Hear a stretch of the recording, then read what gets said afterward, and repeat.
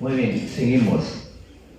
Vamos a ver la continuación de la clase que es periné, genitales externos, recto y conducto anal, ¿no? Por favor, tu atención. Veamos primero la continuación del tubo digestivo que es el recto y conducto anal. ¿Qué debemos ver nosotros en la práctica? Tenemos que diferenciar muy bien la unión del recto con el sigmoides. Normalmente lo ubicamos a nivel de la vértebra sacra 3 y inferiormente lo tenemos que diferenciar del conducto anal en la reflexión del diafragma pélvico. Cuando el recto atraviesa el diafragma pélvico, se incurva posteriormente a nivel de la flexura no rectal y se convierte en conducto anal. Este cambio de dirección del recto nos marca hacia arriba el recto y hacia abajo el conducto anal. Esta flexura anorrectal ayuda a mantener la continencia fecal por el músculo pubo-rectal, que ya sabemos es uno de los músculos elevadores del ano, ¿no? Superiormente el recto está cubierto por peritoneo, solamente el tercio superior, en la superficie anterolateral, y el distal es subperitoneal. Esto es el recto, vean. El recto tiene sus válvulas de Houston, ya hemos dicho, dos a la izquierda, una a la derecha. Sigue la curvatura del sacrocoxis. La división es a nivel de S1, S2, S3. Marca la división entre el sigmoides y el recto. Y a nivel del músculo puborectal del elevador del ano cambia de dirección, de lo que era anterior se hace posterior y empieza el conducto anal, donde vemos la línea pectínea, que es donde se va a desembocar las glándulas anales, ¿no?, típicas para mantener húmeda esta mucosa. ¿Qué estructuras debemos nosotros observar en la práctica? El diafragma pélvico, ¿no?, que ya sabemos que está formado por 4 músculos. Los músculos elevadores del ano, que es el pubo rectal, pubo coccigio e ileococcigio, y el músculo coccigio, ¿no?, que sostiene las vísceras. El esfínter interno del ano, la línea pectínea y el esfínter externo del ano. Veamos el periné femenino. ¿Qué cosa es el periné? El periné es una región en forma de rombo entre los muslos y se divide en un triángulo anterior que es urogenital y en un triángulo posterior que es anal. ¿Cuáles son los límites de este rombo? Anteriormente, sínfisis del pubis, lateralmente las tuberosidades isquiáticas, la rama isquiopúbica y el ligamento sacrotuberoso, posterior la punta del coxis y el techo, el músculo elevador del ano. Esta zona es el periné femenino. Vean, este es el periné. El periné tiene forma de rombo y se divide en un triángulo anterior urogenital y un triángulo posterior anal, ¿no? Anal. Triángulo urogenital, toda esta estructura es el periné. El triángulo anal, o sea, la parte posterior, va a albergar el orificio anal.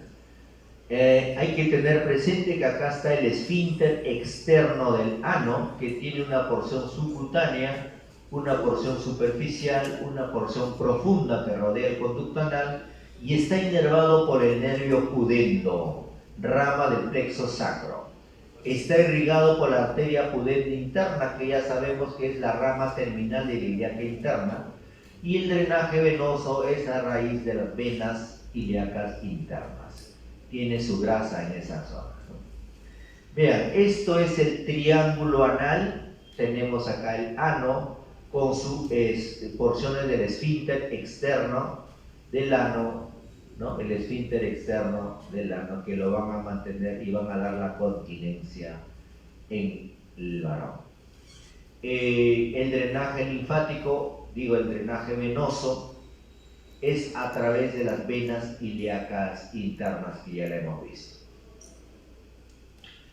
Las venas son la vena rectal superior, tributaria de la mesentérica inferior, rectal media y rectal inferior de la ilíaca interna, y la sacra media va a la vena ilíaca común izquierda.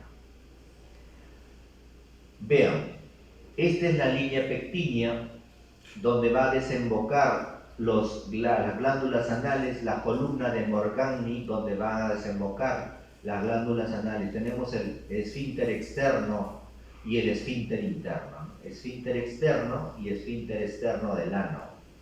Recto, válvula de Houston. Ahora vemos el triángulo urogenital, la parte anterior.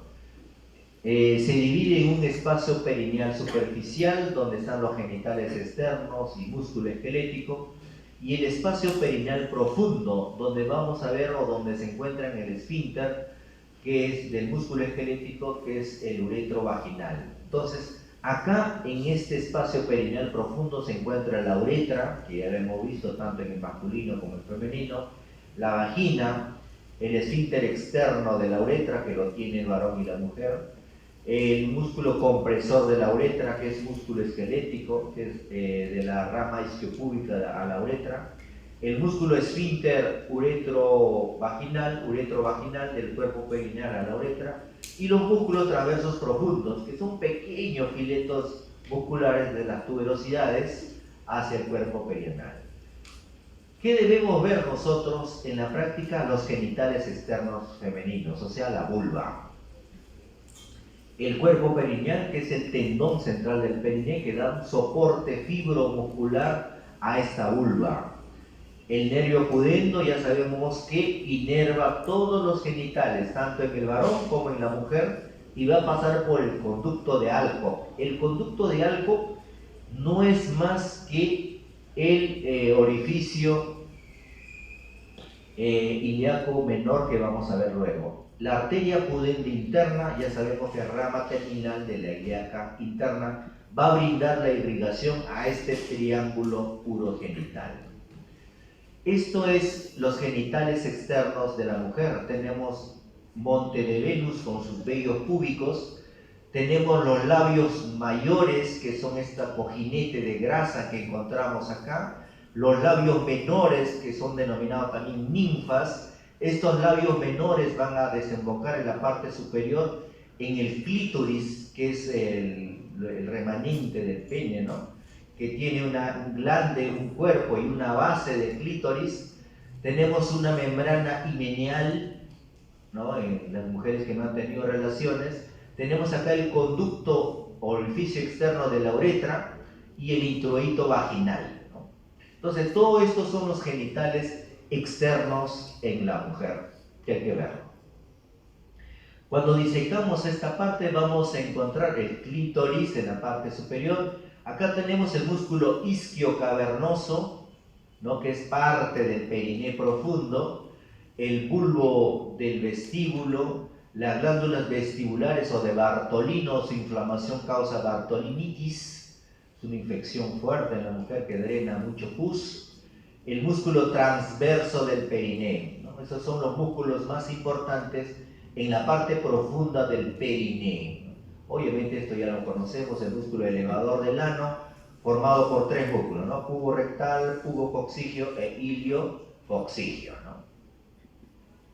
Entonces, ¿qué debemos ver nosotros? El monte de Venus, los labios mayores, el clítoris, los labios menores, el vestíbulo, que es la entrada a la vagina, las glándulas vestibulares mayores, los búlbulos del vestíbulo y las comisuras posteriores de los labios, ¿no? Tenemos acá la uretra, tenemos el músculo esfínter de la uretra, los músculos compresor de la uretra, bien difícil de observar porque son pequeñas ramas musculares, el músculo esfínter uretrovaginal, el músculo transverso profundo del periné, ¿no? Que hemos visto en la lámina anterior. Esto es el aparato muscular, vejiga urinaria, tenemos la vagina, tenemos la uretra, el músculo elevador del ano, pubo rectal, pubo coccigio, ileococcigio, tenemos el esfínter externo de la uretra, ¿no? Tenemos el músculo, el cuerpo perineal y el músculo transverso del perineo. Este es el triángulo posterior, ¿no? Tenemos acá el músculo, bueno, la inervación, ¿no? La inervación principal está dado por el nervio pudendo, que va a pasar por el conducto de Alcock. Este nervio pudendo proviene del plexo sacro S2, S4. La irrigación. La irrigación está dado básicamente por ramas de la arteria pudende interna, que va a pasar por el conducto de Alcock, por el van pudendo, ¿no? Arteria y vena pudenda interna y el nervio pudendo van a pasar por el conducto de Alcock. La arteria pudenda interna ya sabemos que es rama terminal de la ilíaca interna. Va a dar ramas a todos los genitales externos, tanto de la mujer como del varón.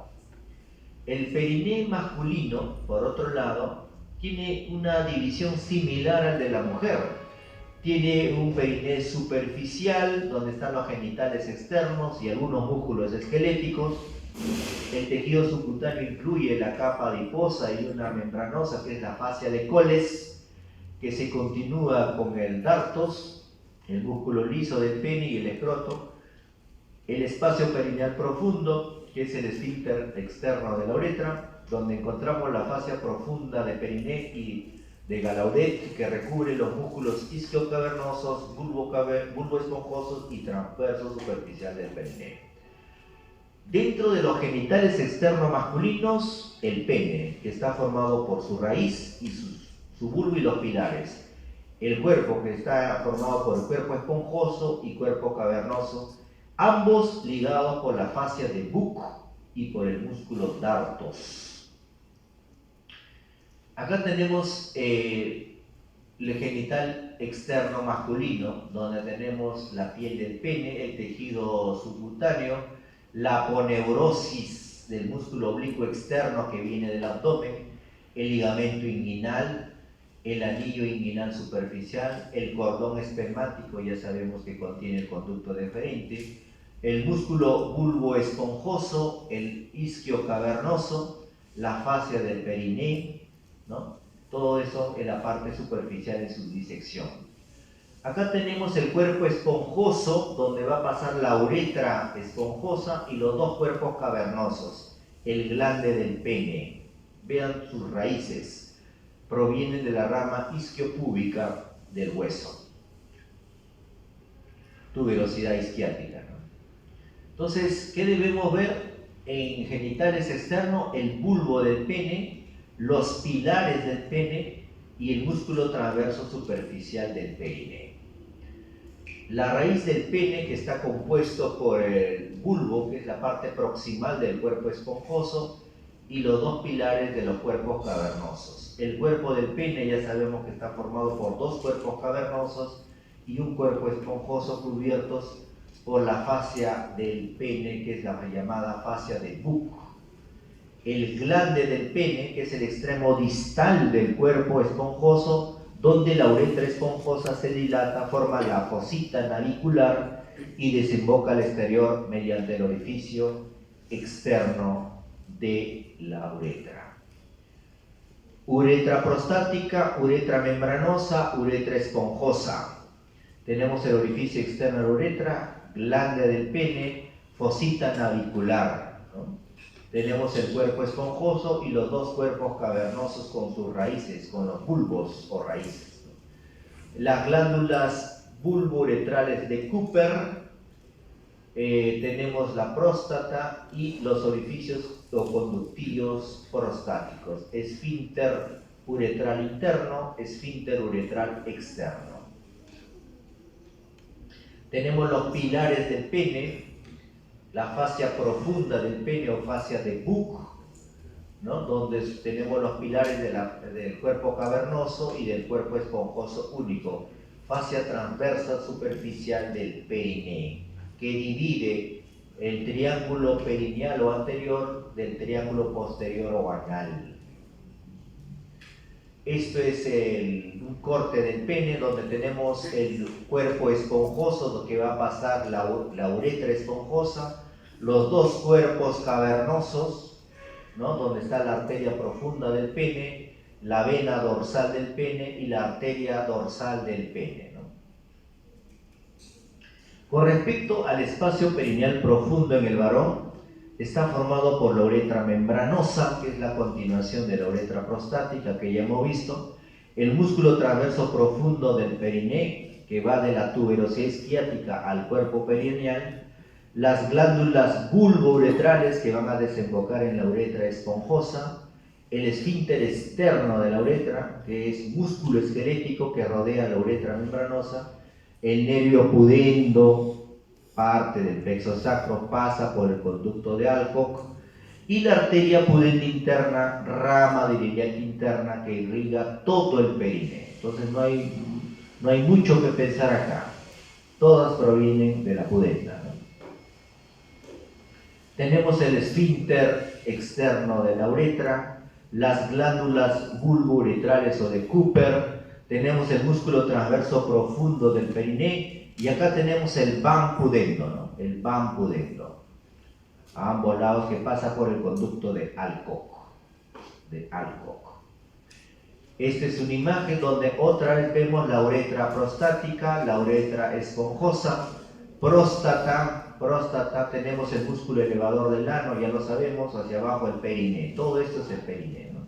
Donde encontramos los genitales externos. Músculo isquiocavernoso, tenemos el bulbo del pene o la raíz del pene, en este caso la raíz del cuerpo esponjoso. Muy bien, entonces